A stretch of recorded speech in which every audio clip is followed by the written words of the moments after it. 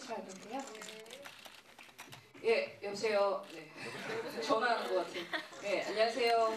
저는 설행 눈길을 걷다를 쓰고 연출한 김희정 감독입니다. 여러분 반갑습니다. 네, 안녕하세요. 저는 신비로운 수녀 마리아 역을 맡은 박소담입니다. 반갑습니다. 네, 전 사랑한다 마리아 지는 정우 역할 맡은 김태훈입니다. 반갑습니다. 본격적으로 얘기 나누기 전에 간단한 공지사항이 하나 있는데요. 오늘 여러분 영화를 직접 보신 만큼 아마도 여기 앞에 계신 세 분께 질문하고 싶으신 것이 아주 많으실 줄로 알고 준비한 선물이 있습니다. 일단 지금 책이 경품으로 3권이 있는데요. 여러분께서 질문해 주시면 이 세 분께서 가장 기억에 남았던 질문해 주신 분을 선정을 해 주실 거예요. 그래서 각 한 분께 책을 3권을 전달해 드릴 거고요. 그리고 여러분 네이버 많이 사용하시죠? 지금 이 관객과의 대화가 진행되는 동안에 그 네이버에 접속을 하셔가지고 설행 눈길을 걷다에 대한 영화를 보신 평점을 남겨주시면 그 중에 2분을 추첨을 해서 김희정 감독님, 김태훈, 박소담 배우의 친필 사인이 들어있는 보도자료를 드릴 예정입니다. 지금 다 스마트폰을 막 분주하게 꺼내고 계신데요. 이거 행사 끝날 때까지만 진행해 주시면 되는 내용이니까요. 염두해 주시고요. 일단 영화를 다들 즐겁게, 재밌게, 아주 치유받는 느낌으로 보셨을 거라고 예상이 됩니다. 이게 영화를 본 감흥은 개별마다 조금 다르겠지만 저는 전주 영화제에서 이 영화를 처음 보고 이번에 기자시사로 2번째 영화를 봤는데요. 이게 정우가 중독을 넘어서 선망 증세, 그러니까 환각이랑 현실의 경계에 서 있는 증세를 계속해서 겪고 있잖아요. 그런데 그런 정우의 상태와 완전히 한 몸처럼 영화가 붙어서 현실과 판타지의 경계를 아주 유려하게 오가고 있다는 생각이 들었어요.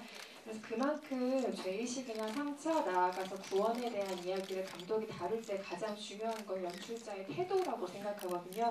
얼마나 신중하게 접근하느냐, 얼마나 그 인물을 이해하느냐에 따라서 그게 완성도랑 밀도가 완전히 달라질 수 있기 때문인데요. 그런 점에서 저는 이 영화가 아주 좋았다고 생각해요. 그 정우의 눈길을 걸어가는 그 행보를 추운 길을 걸어가는 그 사람의 곁에서 걸음을 전혀 재촉하지 않고 함께 걸어주는 것 같은 느낌이 들었던 영화였어요. 여러분들은 영화 어떻게 보셨을지 궁금합니다. 이따가 마이크를 객석으로 넘겨드리면 영화를 보셨던 소감을 같이 얘기해 주셔도 좋을 것 같아요. 일단 제가 간단하게 질문 몇 가지만 드리고 관객석으로 마이크 넘겨드리겠습니다. 일단 김희정 감독님. 네. 괜찮습니다. 섹시합니다. 갑자기 주시고요. 그 여러 번 말씀하신 내용이긴 하지만 오늘 그 내용을 모르실 관객분들을 위해 한 번 더 설명해 주시면 좋을 것 같은데요. 그 눈길을 걸어가는 정을 걸어가는 마지막 장면이 곧 이 영화의 출발점이자 마지막이자 제목까지 되었는데요. 예. 그 눈길을 걸어가는 남자의 이미지에 대해서 조금 더 설명해 주시면 좋을 것 같아요. 예, 우선 이렇게 조곤조곤하게 되게 섹시하게 말씀해 주시는 그 기자님 옆에서 하니까 되게 좋고요. 오늘 2번째 GV인데 이렇게 많이 와주셔서 정말 감사드립니다. 매체를 통해서 굉장히 많이 얘기했던 것 같아요. 그 영화 감독은 항상 어떤 이미지를 가지고 이제 그걸 촉매로 시나리오를 쓰기도 하고 뭐 음악으로 쓰기도 하고 뭐 여러 종류가 있을 텐데 이번 영화는 그 그림 하나였어요. 예, 하얀 눈밭을 눈이 막 쏟아지는데 그 울면서 걸어가는 이렇게 추울 때 눈물이 나면 얼거든요. 그 보시면 아시겠지만 엔딩 장면에서 정우도 눈물이 좀 얼었어요. 그런 남자가 걸어가는데 왜 그 남자가 그렇게 울면서 걸어가는지 그리고 그 길 끝에는 과연 무엇이 있는지 이것을 좀 같이 관객분들이랑 같이 생각해보고 싶었어요. 그래서 끝에 대해서 모두들 해석이 다를 수 있고 보는 사람의 심정에 따라 이게 해피엔딩이 될 수도 있고 아니면 죽으러 가는 것처럼 보일 수도 있고 이렇더라고요. 얘기를 들어보니까 그렇게 열려있는 어떤 해석을 할 수도 있는 그런 영화가 된 것 같아서 예, 그리고 앞으로도 계속 그런 대화는 계속 이루어졌으면 좋겠다는 생각을 합니다. 감독님의 영화를 아마 이 영화로 처음 본 분도 계실 테고 전작을 보신 분도 아마 있으실 것 같은데요. 감독님의 3번째 장편 영화가 지금 이 영화고요. 첫 번째 영화는 13살 수아라는 영화를 만드셨고 2번째로는 청포도 사탕 17년 전의 약속이라는 부제가 붙은 영화를 만드셨는데 새 영화의 공통점이 하나 있어요. 보시는 분들마다 조금씩 감지하셨겠지만요. 13살 수아 같은 경우는 아버지의 죽음을 극복하려는 말 그대로 제목처럼 13살 수아가 주인공인 영화고요. 청포도템 같은 경우는 성수대교 붕괴를 모티브로 해서 그 친구를 잃고 기억을 지운 30대 여자에 대한 이야기를 아주 세밀하게 그렸던 영화였는데요. 이 영화 역시 마찬가지로 상처 입은 사람, 그 사람의 어떤 불균질한 기억, 죄의식 이런 것들을 다루고 있다는 점에서 전작이랑 아주 궤를 멀리하는 영화는 아닌 것 같아요. 근데 그 주제의식이 감독님께 개인적으로 매력적인 이유는 무엇인가요? 예, 이번 영화 좀 다른 거는 남자 주인공이죠. 그러니까 그 메인이 항상 여자 주인공들이었어가지고 여자 영화만 만드냐 뭐 이런 얘기가 있어서 특별히 남성이 메인으로 나서는 그렇게 쓰지는 않았어요. 근데 마치 그렇게 보이는 좀 다른 요번에 다르게 좀 접근했다 이렇게 보여서 좀 재미가 있는 것 같고요. 저는 그냥 그 보편적인 정서를 기억을 좀 잘하는 편인 것 같아요. 그 공감 능력이 되게 있는 편이고 어렸을 때 이렇게 길 가다가 육교 위에 거지가 앉아 있으면 그 앞에 서서 그렇게 계속 울고 있었대요. 지나가지 못하고 뭐 그런 식의 공감 능력이 있어서 그러니까 아빠가 돌아가셨을 때라던가 이게 누군가 정말 사랑하는 사람이 죽었을 때 내가 반응하는 것, 내가 이걸 어떻게 하지, 난 어떻게 살아야 하지라는 문제에 대해서 생각하기 시작한 것 같고, 항상 그 사람이 떠나고 난 다음에 남아있는 사람들에 대해서 관심이 좀 많은 편인 것 같아요. 그래서 그 상처에 대해서 얘기를 자꾸 하게 되는 것 같고 앞으로도 다른 방식이긴 하지만 아마도 이런 얘기는 계속 할 것 같고요. 그래서 같은 얘기인데 조금 다르게 변주하는 감독들이 여러 종류가 있잖아요. 어떤 감독은 같은 얘기를 계속 변주하면서 하는 감독이 있고 오즈 야스지로 같은 감독 굉장히 좋아하거든요. 그 감독을 그 감독으로 논문도 썼어요. 그래서 예, 그런 영향도 있는 것 같고 뭐 여러 가지 다른 장르의 영화들을 하는 감독들도 있는 것 같고 근데 저는 그 전자의 감독인 것 같습니다. 지금 자리 순대로 질문 한번 드려볼게요. 박수단 배우 같은 경우는 마지막에 정우는 어떤 감지가 되는 얼굴이라도 우리가 확인을 할 수 있지만 잠에서 깼더니 마리아는 사라졌습니다. 기도에 대한 응답을 받았다고 하더군요. 라는 아리송한 말만 남기고 영화에서 그 마지막이 보이질 않아요. 박수단 배우가 직접 연기하면서 궁금해했을 만한 부분이라는 생각도 들었고 감독님과 그 부분에 대해서 얘기를 나누지 않았을까라는 생각도 들더라고요. 마리아의 그 이후의 삶에 대해서 혹시 생각해 본 적이 있을까요? 그래서 마리아가 봉쇄수녀원으로 들어간다는 것 자체를 사실 저는 완벽히 이해를 처음에는 못했었고, 그러니까 그 마리아의 삶을 이해를 못했다기보다는 그 수녀들의 삶 자체가 너무나 숭고한 일이기 때문에 제가 그것을 완벽하게 이해를 하고 내가 이 마리아라는 이 수녀를 연기할 수 있을까에 대한 고민과 걱정이 되게 많았었거든요. 그냥 그 수녀를 자체를 연기를 한다는 거 단지 그거 하나만.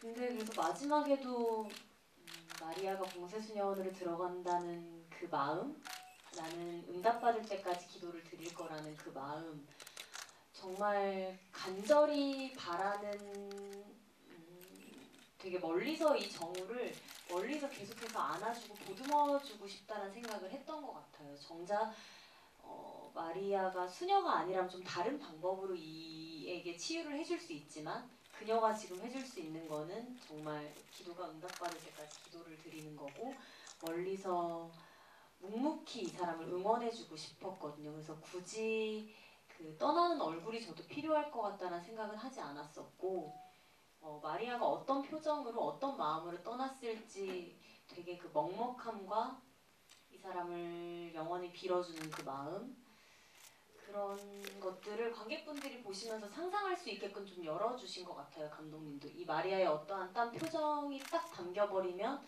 그게 너무 제한적일 수 있기 때문에 그런 부분들을 열어주신 게 아닐까 하는 생각이 들어요. 맞나요? 네. 너무 슬프네요. 지금 마리아가 그렇게 멀리서 너무 슬프고 아름다운 설명이네요, 그죠?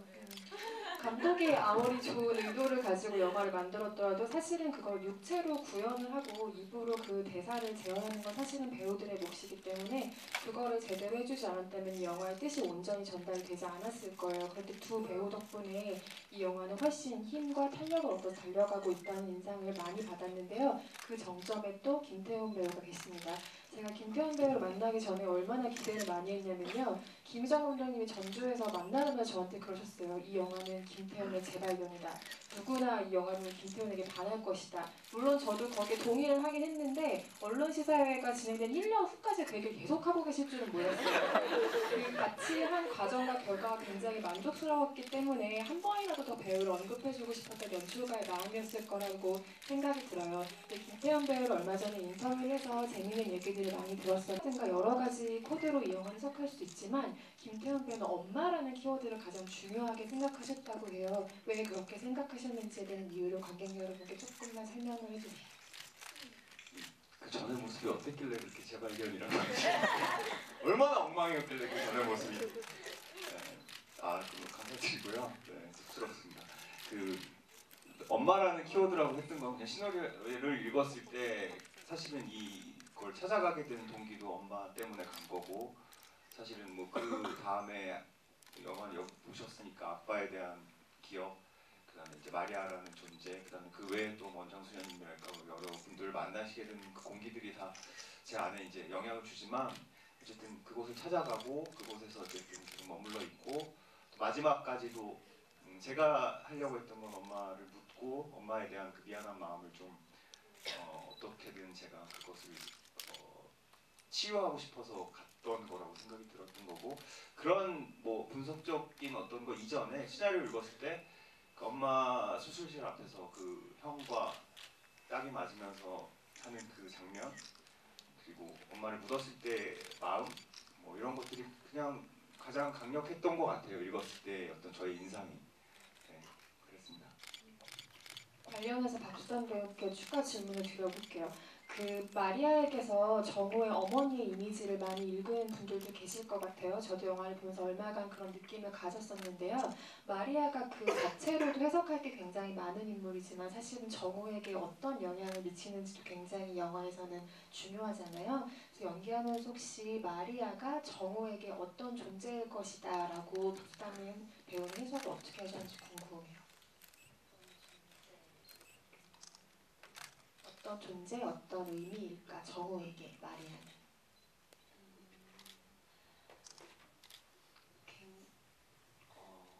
이제 알코올 중독자를 가족으로 둔 이제 사람들의 삶을 제가 완벽히 100% 이해할 수는 없지만 아주 가까이에 있지만 그에게 어떠한 도움을 줄 수 없다고 하더라고요. 어떤 뭔가 말 한마디 뭐 이런 걸 건넨다 해도 이 사람이 100% 잘 받아들이지 못하는 상태이기도 하고, 여러 가지로 그 누구도 100% 이 사람을 위로해주고 치유해줄 수 없다고 저는 생각을 하거든요. 알코올 중독자가 그만큼 많이 힘든 상황인 거라고 생각을 하고, 근데 이제 마리아는 이제 직접적인 치유와 위로를 해줄 수 있는 존재라고 생각하진 않아요. 너무 아주 대단하고 성스러운 존재이긴 하지만 그만큼 그 누구보다도 조금 마음 깊숙이 자리 잡았다고는 생각을 하거든요.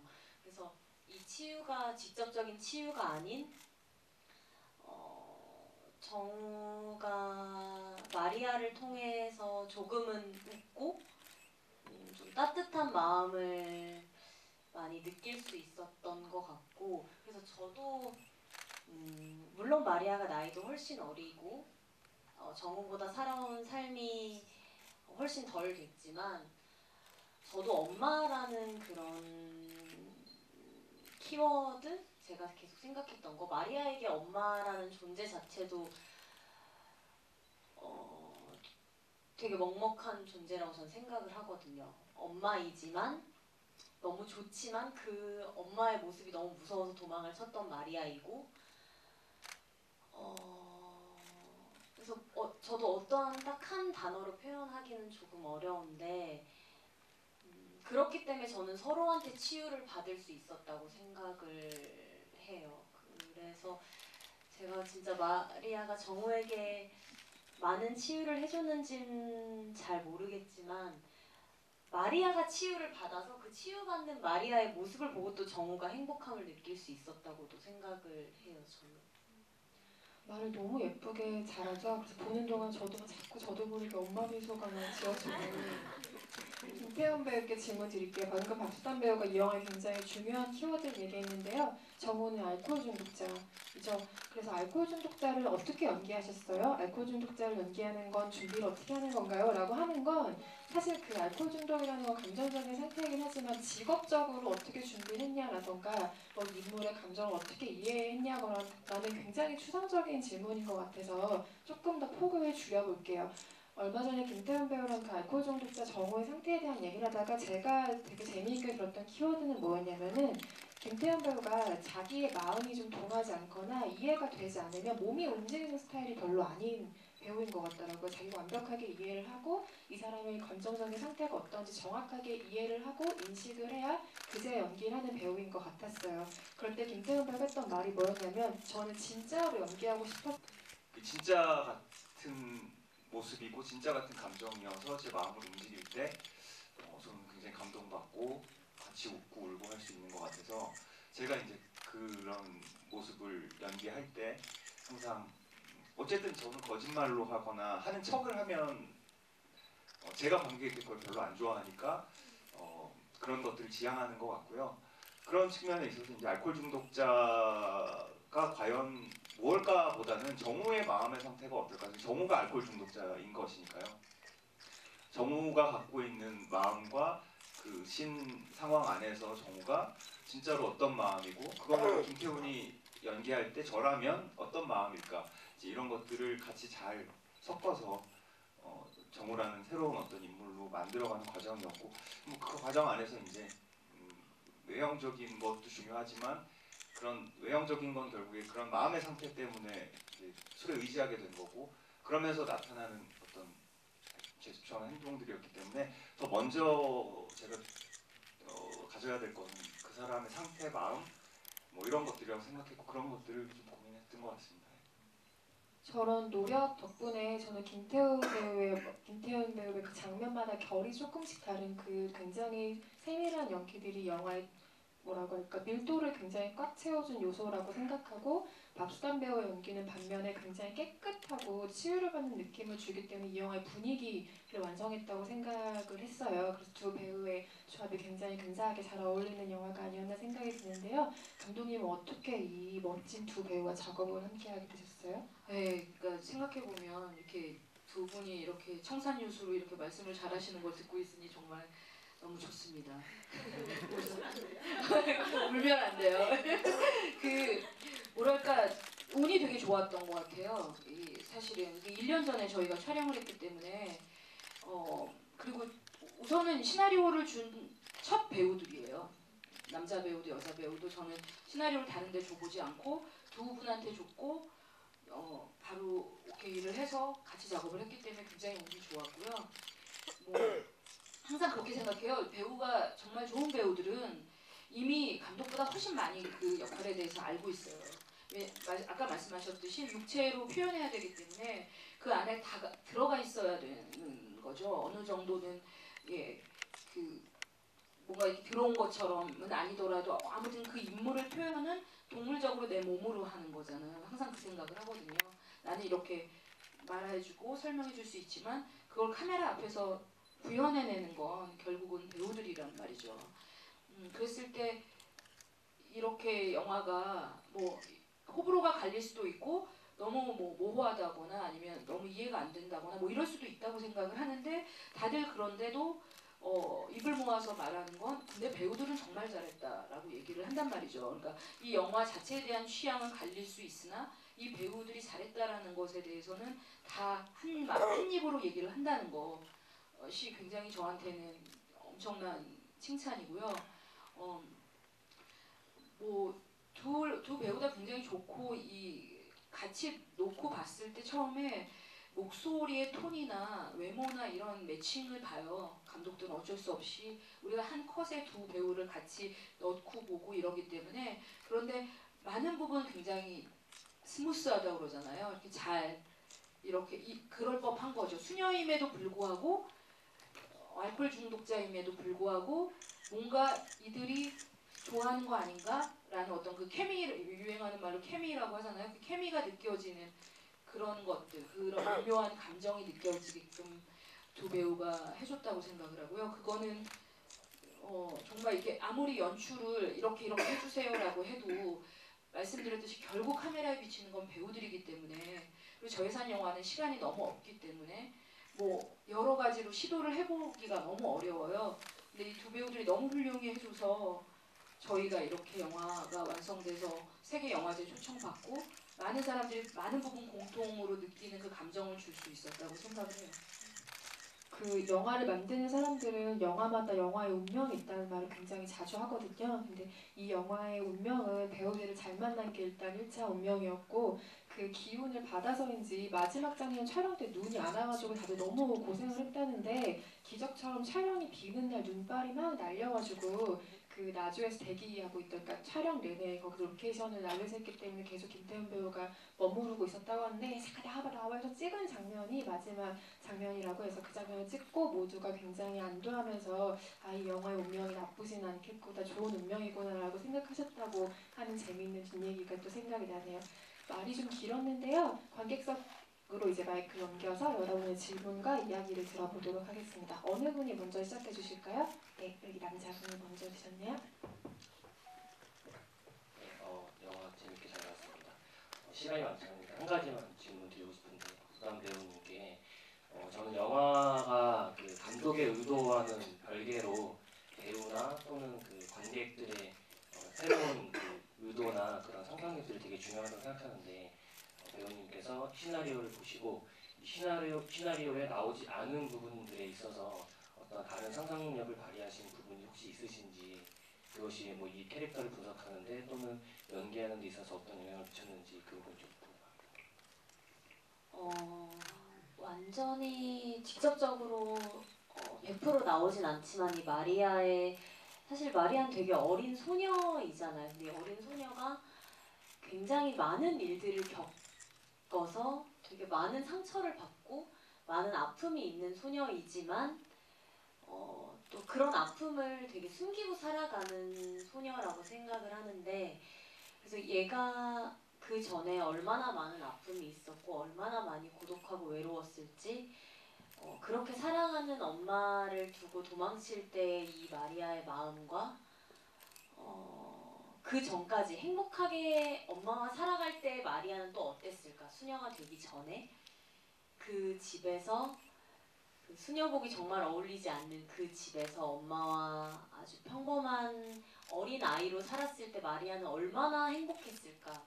그 마리아가 많이 행복했던 만큼 더 많이 외롭고 슬펐을 거라고 생각을 하거든요. 그래서 정말 숙명이라고 하죠. 이제 마리아는 그걸 거부를 하고 도망을 친 건데,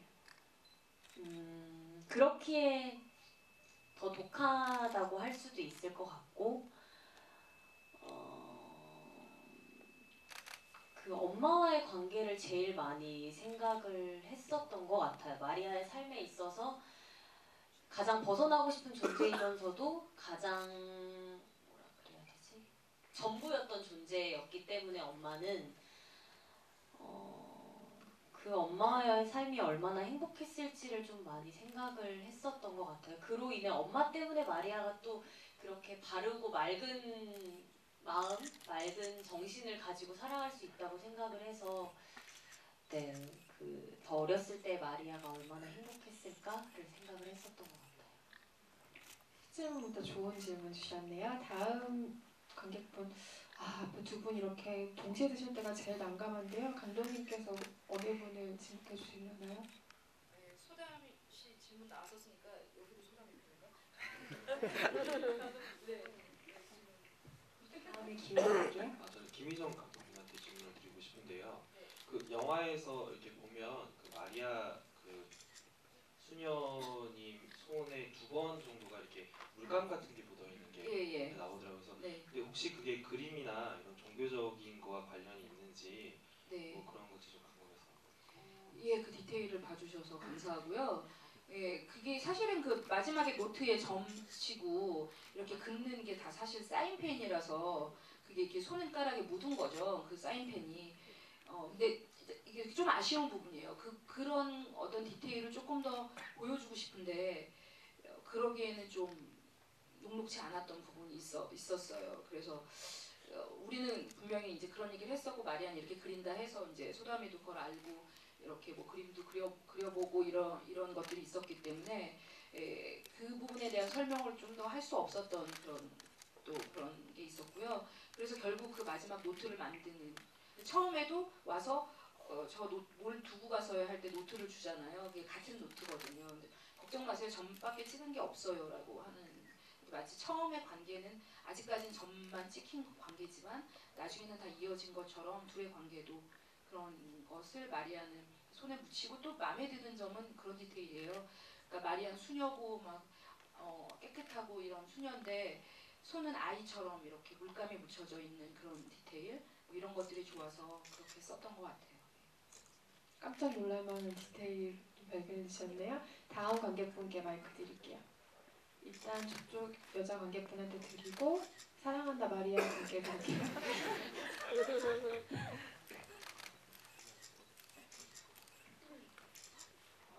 저도 연기를 지금 배우고 있는 학생인데 좀 떨려가지고 근데 저는 항상 연기할 때 이제 제가 겪었던 일이랑 같이 생각을 해서 연기를 해야 된다 그랬는데 아직 어려서 해서 이제 내가 겪어보지 않았던 무슨 뭐 예를 들어 깊은 사랑 이야기라던가 뭐 엄마가 죽었네 막 이런 얘기 있잖아요. 그런 거 연기가 되게 힘든데 사실 두 분 배우도 막 진짜 박소담님께서 직접 수녀가 돼보신 것도 아니고 뭐 진짜 어디 뭔 수녀원에 가셔서 저렇게 지내보신 것도 아닌데 자기가 겪어보지 않은 일 어떻게 그렇게 연기를 할 수 있는지가 너무 대단하셔서 그걸 묻고 싶었어요. 앞으로 뭔가 배역을 만나면서 제가 겪었던 일을 연기하는 일은 아마 극히 드물 것 같고 너무나 극한의 상황들을 표현해내는 작품들이 많다 보니까 저 또한 굉장히 평범한 학생이었고 혼자 어디 뭐 해외여행도 한번 가보지 못한 너무나 그냥 평범하게 살아온 그런 학생인데 그래서 저도 연기를 하는 데 있어서 막 배우는 뭐 많은 경험을 해야 된다 뭐 이런 얘기들이 되게 많았잖아요. 근데 그게 도움이 되는 사람들이 또 있는 것 같고 저는 오히려 많은 걸 경험하지 않았기 때문에 제 상상력을 좀 더 풍부하게 사용을 할 수 있었던 것 같거든요. 그리고 이번에 수녀를 연기를 할 때도 감독님께서 아시는 수녀님을 만나게 해주셔서 만나서 수녀님의 삶이 어떤지 얘기도 간접적으로 체험을 하기도 하고 다른 뭐 영상들을 찾아보거나 혹은 뭐 주변에 많이 물어보거나 제가 찾아보고 그런 도움들을 받을 때도 있고 저는 웬만하면 좀 그러니까 그런 이 영화에 대한 분위기, 이 배역에 대한 느낌이 비슷한 영화를 찾아보긴 하지만 완벽히 좀 일치되는 이 영상을 보면 내가 이 연기를 하는 데 있어서 도움이 되겠다는 건 저는 보지 않는 편이에요. 왜냐하면 좀 제 상상력을 많이 닫을 것 같아서 아까 질문해 주셨던 것처럼 이 인물이 가진 전 상황과 지금 이 배역들 간의 관계들을 좀 글로 써서 좀 풍부하게 만들어 보는 편이거든요. 그러다 보면 그 인물 자체가 풍부해지고 이 씬마다 여기에서는 다 나와 있지 않기 때문에 시나리오에는 좀 더 여기서 느껴지는 이 배역의 감정과 이런 것들이 좀 더 디테일하게 들어갈 수 있는 것 같아요. 사실 사람이 살아가면서 그 많은 것들을 경험하기 쉽지 않아서 제가 뭐 악령을 경험을 해서 그걸 연기를 할 수 있는 것도 아니고 나중에 혹시 뭐 누구를 막 죽이고 뭐 이런 것들 뭐 정말 단순하게 그렇기 때문에 주변의 도움을 많이 받는 것 같아요. 저도 그래서 감독님이나 이 작품의 초 목표를 향해 같이 달려가는 같이 연기하는 선배님 그리고 이 작품을 쓰시고 생각하신 감독님께 질문을 좀 많이 하는 편이에요. 저는. 김태형 배우도 얘기를 좀 해주세요. 저도 아직 어려서 항상 고민이 거짓말하지 마시고요. 제가 궁금했던 걸 이렇게 얘기를 잘 해줘서 저도 아니 정답은 없는 것 같고요. 어떻게든 느껴야 되는 것 같아요. 저는 느껴야 되고 그거를 믿을 수 있는 방법은 강력해야 되고 구체적이어야 되고 우리가 이렇게 드라마 보면서 이렇게 슬픈 장면 나오면 이렇게 눈물이 쫙 흐르고 감정이 확 이입되니까 아 나도 연기 잘할 수 있을 것 같다라고 하지만 사실은 그 현장 상황은 전혀 그렇지가 않은 거에서 그거를 같이 느끼고 진짜가 나오려면 근데 웃기려고 얘기했지만 정말로 그걸 아직도 저도 고민해 가고 있고요. 직접적인 경험이 있다면 그것도 되게 좋은 건데 흉내를 자꾸 내려고 한다거나 그러려고 하지는 않아요. 그 색깔이 좀 다르더라도 어쨌든 제가 하는 거니까 뭐, 예, 어떻게든 강력하게 제가 믿으려고 여러 가지 방법들을 찾아보고 있습니다. 근데 소담 얘기한 것들도 다 중복되고요. 많은 도움이 되셨으면 좋겠어요. 오래 기다리신 배우 여자분께 마이크를 드리겠습니다. 먼저 질문할 기회를 주셔서 정말 감사합니다. 저는 두 배우님께 질문을 먼저 드리고 싶은데요. 그 연기를 하실 때 정우랑 마리아라는 캐릭터를 연기하실 때 어떤 면을 가장 관객들에게 전달하고 싶으셨는지 감정이라든지 아니면 인물의 어떤 부분을 관객들에게 더 이제 가깝게 전달을 하시고 싶으셨는지 그게 궁금합니다.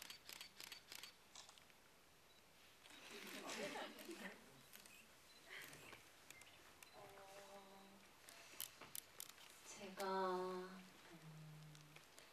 방금 선배님이 말씀하셨던 것처럼 제가 마리아를 100% 이해하지 못하면 마리아가 얼마나 힘들었을지 외로웠을지를 제가 이해를 하지 못하면 저는 그게 표현이 된다고 생각하지 않았거든요. 그래서 정말 마리아가 그동안 얼마나 좀 외롭고 그 수녀님들에게 얘기도 못하고 이런 많은 것들을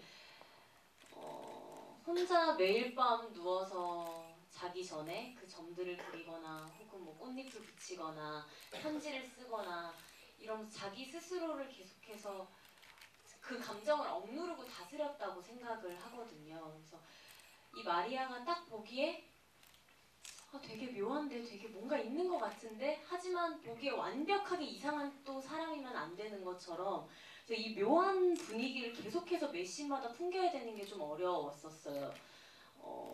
그래서 이 마리아가 느끼는 감정에 좀 더 집중을 하려고 노력을 했었고 뭐 얘가 어떻게 되게 묘한 분위기를 풍기면서 이렇게 비춰지면 좋겠다라고 생각을 하면 저도 척을 할 것 같아서 그냥 이 씬에서 이 장면에서 마리아가 어떤 감정일 것 같고 이 사람에게 뭘 해주고 싶고 왜 이 사람한테 이런 게 해주고 싶은지를 생각을 했었던 것 같아요. 되게 깊숙한 곳을 건드리지 않으면 이 제가 표현하는 이 연기, 뭐 말투나 이 눈빛에서도 그게 나오지 않을 것 같았고 진심으로 마리아를 제가 이해하지 못하면 관객분들도 제가 시나리오를 읽으면서 받았던 글로만 읽었을 때도 너무나 많은 감동과 치유를 받았었는데 관객분들이 이제 제가 하는 연기, 저의 모습, 저의 목소리를 듣고 어떻게 하면 그 감동을 고스란히 이 스크린을 통해서 받으실 수 있을까를 생각하다 보니 제가 진심으로 하지 않으면 안 될 것 같아서 정말 시나리오 보면서 되게 많이 울기도 했었고 하지만 촬영 현장에 즐겁게 촬영을 했지만 그 전에 되게 많은 생각을 했었던 것 같아요. 네. 저도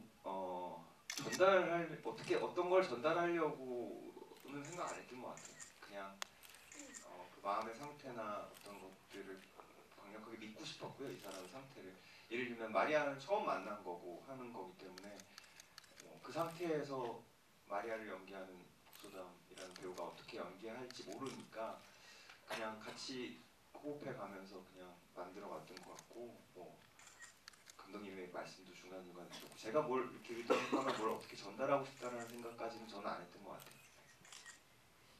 시간 관계상 한두 개 정도 질문 더 받을 수 있을 것 같은데요. 저기 뒤쪽. 네, 안녕하세요. 영화 잘 봤습니다. 아까 감독님께서 이제 결말을 그렇게 말하셨다 하셔가지고 그냥 지나갈까 싶은데 그동안 이제 GV 다니면서 또는 영화를 들으면서 결말을 여러 가지를 만든다는 얘기 들은 적이 있어요. 그래서 혹시 이 결말 외에 혹시 또 준비할 거나 생각하셨던 결말이 있는지, 그리고 아무래도 영화를 하다 보면은 편집된 장면들이 있을 텐데 혹시 아깝게 편집한 그런 거에 대해서 감정이 있으신지 그런 것이 바랍니다. 결말이 그게 이제 처음 시나리오를 쓸 때 PD랑 저희 같이 작업하는 PD가 있는데 PD가 그런 말을 했어요. 정우가 죽어야 된다. 죽어야 감동이 더 있고 뭐 이렇게 효과가 더 있을 것이다. 그래서 제가 정말 극구 반대하면 죽으면 안 된다. 그렇다면 그 많은 알코올 중독자가 이걸 보고 어떡하나 술을 더 퍼마시란 말이냐. 그래서 이렇게 우스갯소리로 말했지만 정말 저는 정우가 죽거나 이런 거라고 생각을 하지 않았어요. 근데 뭐 사는 게 죽는 것보다 더 어렵다고 하잖아요. 사실은 이 눈밭을 걸어가는 게 사실은 그 눈이 뭐 그 눈이기도 하지만 우리가 살아가는 인생 자체가 고행인데 그걸 이겨내고 살아가기가 어렵기 때문에 술을 마시는 거잖아요. 그러니까 그걸 이겨내고 살아가야 할 앞날이 사실은 더 비극적일 수도 있고, 그리고 알코올 중독자들은 뭐라 그러냐면 끊는다고 하지 않아요. 술을 멈춘다고 하죠. 왜냐하면 끊을 수 있는 것이 아니에요. 이것은 죽을 때까지 도망 다녀야 되는 거예요. 그렇기 때문에 멈추고 알아차려야 된다고 하거든요. 전문 용어로 멈추고 알아차리기까지가 너무나 힘든 거죠. 그 사이에 가족들은 병들고 가족병이기 때문에 알코올 중독은 뭐 이런 것이기 때문에 봤을 때 너무나 그 부분이 가슴이 아파요. 가족들을 보거나 알코올 중독자들을 봤을 때. 저는 그냥 크리스탈 하트라는 표현을 많이 쓰는데 유리 심장을 가진 사람들이에요. 너무나 연약하고 착하고 이기적이지 못해서 자기 몸을 괴롭히는 그런 사람들이 정말로 많거든요. 취재해보면. 그래서 저는 한국에서 알코올 중독이라는 문제가 굉장히 음성적으로 다루어지고 있다고 생각하고 진지하게 이 문제에 대해서 얘기하지 않는다고 생각하기 때문에 이 영화가 조금 많이 보여지면 어떤 식으로든 얘기들이 됐으면 좋겠다는 생각을 해요. 한국 사회가 사실 이슈 하나 있으면 그 이슈만 가지고 얘기를 하거든요. 한 가지 이슈만. 정치에 뭐 어떤 문제가 있으면 그 문제만. 근데 그게 굉장히 무서운 거예요. 사실은 우리는 많은 이슈들에 대해서 얘기를 해야 되고 많은 이슈들에 대해서 열려 있어야 되거든요. 다양하게. 그렇기 때문에 하나의 도움이 됐으면 좋겠어요. 예, 그래서 엔딩은 그렇고요.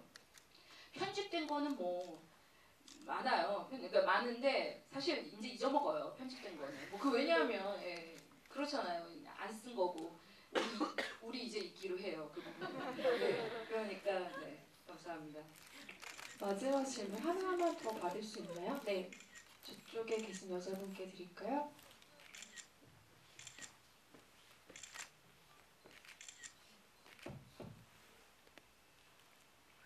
네.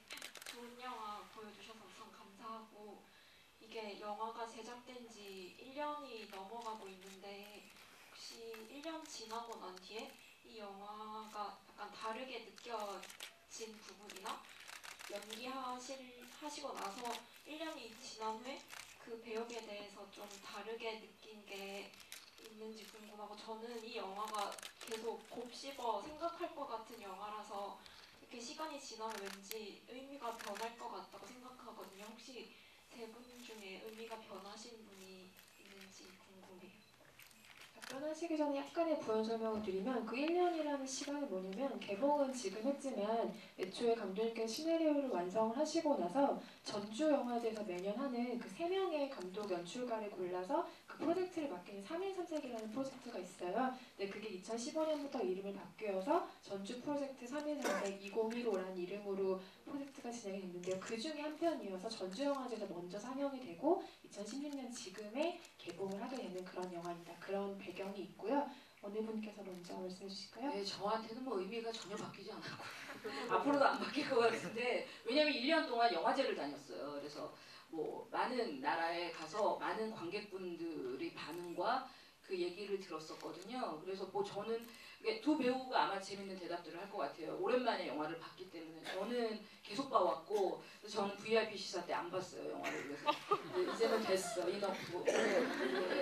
다음 영화 해야죠. 있기로 해요. 이제 그만 있기로 해고 오늘 주제네요. 네. 배우들한테 돌리겠습니다, 마이크. 제가 영화를 이제 전주에서 5월달이었죠. 5월달에 그때 보고 얼마 전에 VIP 시사회를 할 때 봤었는데 제가 처음에 근데 배우는 어쩔 수 없는 것 같은 게 이 영화를 찍고 난 다음에 객관적으로 사실 보기가 조금은 힘든 부분이 있거든요. 보면서 그게 찍고 뭐 일주일 뒤에 보건 1년 지난 뒤에 보건 내가 저기서 왜 저렇게 했지를 계속해서 생각할 수밖에 없는 거고, 아 내가 저기서 조금은 다르게 했더라면 또 다른 의미가 나왔을 텐데라는 생각을 하면서 볼 수밖에 없는 것 같거든요. 근데 그러면서도 속으로는 그냥 계속 그런 생각을 했던 것 같아요. 내가 처음에 이 시나리오를 읽었을 때 받았던 그 느낌을 관객분들이 그냥 느끼고 돌아가실 수 있었으면 좋겠다라는 생각을 했었고, 물론 그 당시에는 정말 지금도 제가 아직 많은 걸 경험해보지 않았지만 더 많은 걸 경험해보기 전, 그런 영신이란 인물도 만나기 전에 했던 역할이다 보니까 뭔가 지금 한다면 또 다른 마리아가 나올 것 같기는 해요. 어떤 마리아가 나올지는 모르겠지만 지금 이 시나리오를 읽고 내가 마리아를 표현해내려고 한다면 조금은 다른 마리아가 나올 수도 있겠다라는 그런 재미있는 생각도 해봤고, 그 의미에 있어서는 크게 달라지진 않았던 것 같아요. 저도 달라진 건 없습니다. 지긋지긋했고요. 끝나자마자 다 잊어버리려고 했고요. 기억도 안 났어요. 뭐 생각하고 싶지 않았고요. 근데 1년 만에 예고편이 떠서 예고편을 보는데 이렇게 그때 그 마음이나 그 공간이 확 다시 생각이 나더라고요. 마음으로. 그래서 껐어요. 말은 저렇게 하시지만 사실 누구보다 김태현 배우가 배역에 대해서 오래 고민하셨고 처음 김장 감독을 만난 자리에서 2~3시간 정도 계속 시나리오랑 인물에 대한 질문을 던져주셨고 나중에 있는 동안에도 계속 인물에 푹 젖어 계셨을 만큼 굉장한 몰입도를 보여주셨어요. 설마 김태현 배우의 저 농담을 고지고대로 듣는 분이 없으시길 바랍니다.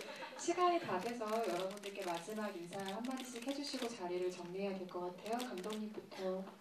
이렇게 와주셔서 너무 감사드리고요. 저희 작은 영화라서 극장도 그렇게 너무 많지 않고 홍보나 뭐 이런 많은 부분에 있어서 부족해요. 그래서 이때 필요한 것은 뭐? SNS 홍보를, 제가 SNS 사냥꾼이거든요. 쓰시면 가서 아시는 분 아시죠? 여기 공감하시는 분. 제가 그러고 있어요. 그러니까 전자파가 몸에서 흘러요. 하도 끊고 내려가지고. 그러니까 써주시고 제가 좋아요 누르고 이렇게 같이 소통하고 이랬으면 좋겠어요. 많이 홍보해 주시고. 정말 긴장됩니다. 이번 주가 너무 긴장되는 이 날에 여러분을 만나게 돼서 너무 영광이고요. 네, 많이 도와주십시오. 감사합니다. 저도 찍은 지 1년이 넘은 이 시점에 많은 관객분들을 만나내는 것 자체가 되게 많이 떨리기도 하고 설레기도 하는데, 이렇게 또 개봉날 보러 와주셔서 너무 감사드리고요. 여러분들이 만약 감동을 받으셨다면 정말 감독님 말씀하신 것처럼 주변 분들께 널리 알려주시고, 저는 정말 좋은 영화라고 생각을 해요. 많은 분들이 좋아하실지는 잘 모르겠지만 정말 좋은 영화이기 때문에 이 영화를 보시고 많은 좀 생각을 하고 감동을 받으실 수 있는 영화라고 생각을 해서 네, 많은 분들이 전 감동을 받으실 수 있었으면 좋겠어요. 감사합니다.